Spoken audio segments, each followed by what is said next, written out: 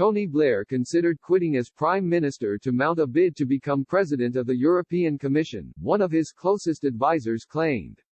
Since he retired as Prime Minister in 2007, Tony Blair has led a relatively quiet life. Because of the inquiry over the Iraq War, security worries prevented him from attending the launch of his own memoirs. He also appears to have lost every battle he cared about or was involved in, from Jeremy Corbyn becoming Labour leader to Britain leaving the EU. The coronavirus crisis seems to have given him a new lease of political life, though.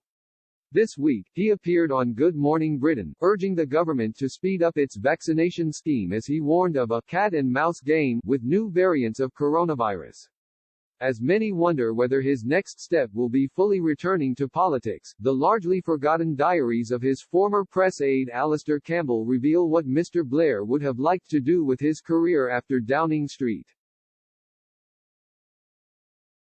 The diaries, published in 2016, detailed how Mr. Blair discussed quitting as Prime Minister for a job in the EU 3 years before he finally stood down. The former Prime Minister was reportedly agonizing over whether he should quit as an MP at the 2005 general election. In an entry on April 3, 2004, Mr. Campbell wrote, "I asked him where his gut feeling was.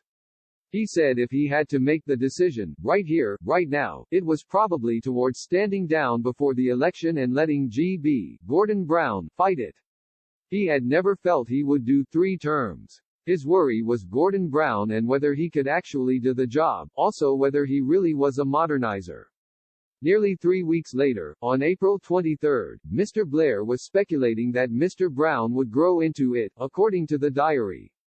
Mr. Campbell continued, Mr. Blair, then said there was another complication. He wondered whether he shouldn't go for the European President job, because he felt he could do it well and he would be doing it at a very important time.